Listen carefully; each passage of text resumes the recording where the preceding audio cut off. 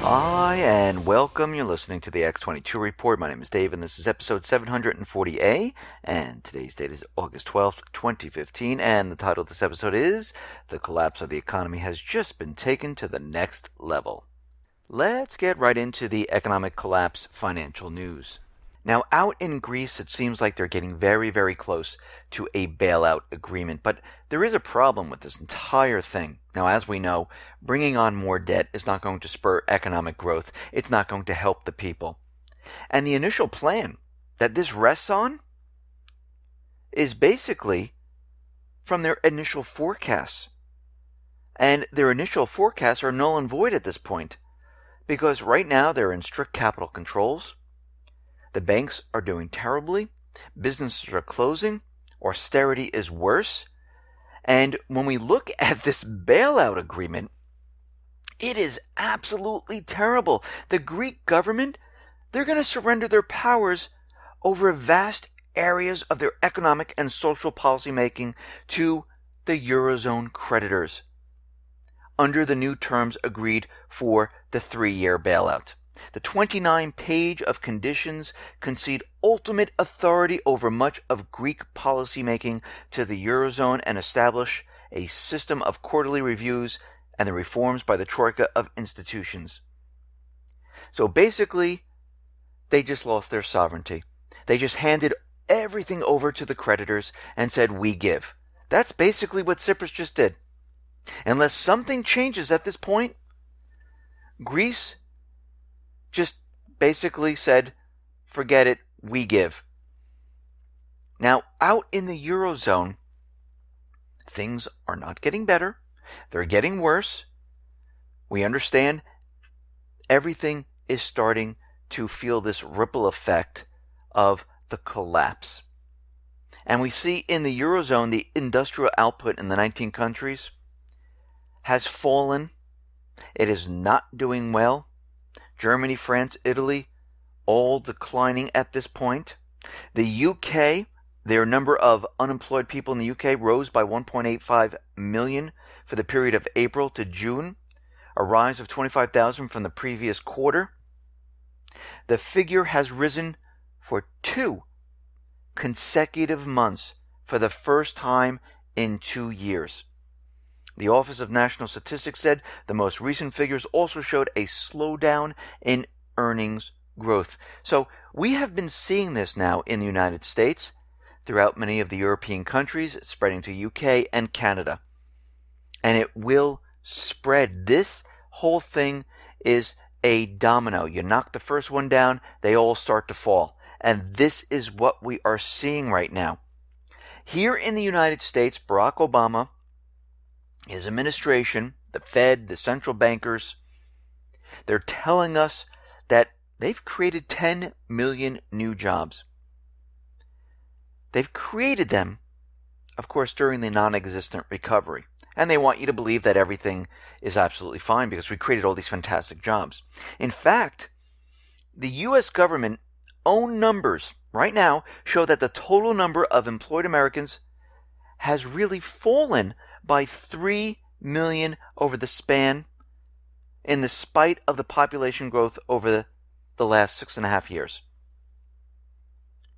So what are they talking about? Yes, they've created a lot of part-time jobs, but we've lost full-time, incredible jobs, full-time manufacturing jobs, and basically they're manipulating the statistics to convince us that everything is fine. But when we really look at this information, it isn't. The velocity of money, which is the heartbeat of the U.S. economy, has plummeted far lower than at any time in the 56-year history. This just doesn't show a dying economy. It's showing a dead economy. This is the circulation of money. Then we have the energy consumption. Now, the picture is really clear on this. The overall U.S. energy consumption peaked in 2007, and it has been falling ever since. The official gasoline consumption has been plummeting for several years. Growing economies use more energy. Shrinking economies use less energy. And guess what? We're shrinking. The U.S. government has now provided us with a definitive picture on U.S. wages. During the first quarter of this year, the U.S. wage growth during the entire recovery, U.S. wages were still falling. U.S. wages have been falling every quarter of this recovery. Right now, there are millions fewer Americans who are now employed. Their wages have been falling for every quarter of the recovery, and they also are now working fewer hours. Growing economies create more jobs. Shrinking economies lose jobs. Strong economies have rising wages. Weak economies have falling wages. Once again, we see the supposed U.S. recovery is basically fake, phony, and false. And when we look at what's really going on in the market, we see Macy's came out and said they have lower than expected quarterly sales. We see more layoffs in Kraft Heinz, 2,500 people in the U.S. and Canada. Urban Fulfillment Services, 265. A&P, they are issuing layoff notices to now all stores. Chicago Public Schools, 450. BAE Systems International, 125. Zirtual closed, 400 layoffs. Every day we see more and more layoffs. And you have to remember, the U.S. government got rid of their department that reports on layoffs back in 2013 because of budget cuts. So when we put all of this together, we are seeing signs that the global financial crash is here. I mean, we're seeing the devaluation of the yuan. We see that China did this to boost their exports. We see now there's a major currency war, and it has been put in overdrive. This is the very first time that the 50-day moving average for the Dow has moved below the 200-day moving average in the last 4 years. This is known as the death cross, and it is a very troubling sign. The price of oil just closed at a brand new 6-year low. And the last time we saw oil continually drop like this was when we crashed in 2008. We see the collapse in commodity prices are continually happening. The last time we saw this was the crash in 2008. Just before the financial crisis of 2008, we saw a surging U.S. dollar. The ratio of wholesale inventories to sales in the United States just hit the highest level since the last recession. What does that mean? There's a whole lot of stuff sitting in warehouses that no one's buying because the economy is slowing down. The growth of consumer spending in the United States has just plummeted to multi-year lows. This is what we're seeing when we put all of this together. We're even seeing people now are selling their stocks in the stock market. They're getting out. They realize that we can't be in this because we see what's happening. The market is up one day, down big the next. Down again the next day. I mean, we look at it today, and what do we see? The high frequency and plunge protection team, they were only able to bring it back up to zero. I mean, it was down 200 points at one point today.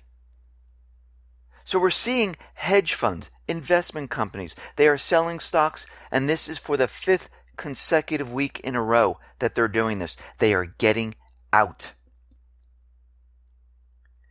So when we look at all this, we see that this economy is not doing well. Right now, more working age people than ever before are not working. More young workers than ever before still live with their parents. They're either out of work or at these very low paying jobs. We saw wages have not kept up with inflation. We see that the auto loan debt bubble is at $900 billion, fueled by easy credit and long-term loans. And now these loans are more than 60 months. Most of these people who are in these cars are upside down in the car. U.S. mortgage holders are carrying the most non-mortgage debt they had in 10 years. 81% of that is automobile debt. Student loan debt held by mortgage holders is the highest it's ever been, with the average balance owed at nearly $35,000. Almost 5.7 million homeowners remain underwater on their mortgages. U.S. dollar assets are in slow motion crash. Financial asset is any paper asset such as CDs, bank accounts, U.S. government bonds. Basically, everyone right now is losing their savings. And the Fed is completely out of options. I mean, at this point in time, there's only really one thing they can do, is increase QE. They're done. They have no more tricks up their sleeves. Well, except one, and that's war. We see China devalued the yuan 2 days running. They're trying to basically push their exports. And now we see the currency wars. Bill Fleckenstein, he's saying the Chinese are in the process, however long it might take, of letting its currency eventually float. But they also want it lower. They might even use the gold to help with the downside to some degree. And this is hurting the economy even more. And we understand at this point, the economy was already hurting. And each one of these countries are going to start lowering their currency. And this whole thing is going to go parabolic. And we are seeing this being pushed. The U.S. government central bankers are trying to start war in Ukraine, in Syria, because they realize that this system is crashing. The economy is now in an accelerated path to a collapse scenario. We see out in Kyrgyzstan, they have now become the 5th Eurasian Economic Union, along with Belarus, Kazakhstan, and Armenia. So we see Russia, China working together, bypassing the dollar, creating their own economic systems. And the United States government central bankers are just trying to keep this thing propped up. I mean, we heard what John Kerry said. If the Iran deal doesn't go through, the dollar is pretty much done. It collapses. And everyone thought this was a nuclear deal. This was a central bank placing the petrodollar on their natural resources, which is oil, to keep the system propped up. This is what really that entire deal is about. The same thing with Syria. The same thing with Iraq, Libya, Lebanon, Yemen. If this Middle East completely falls apart and the puppet governments are completely wiped out and replaced, the US dollar is done. That's it. Over. And this is why John Kerry came out with that message. Listen, everyone, thanks a lot for listening. Be well, be safe, and especially, please be prepared. Thank you.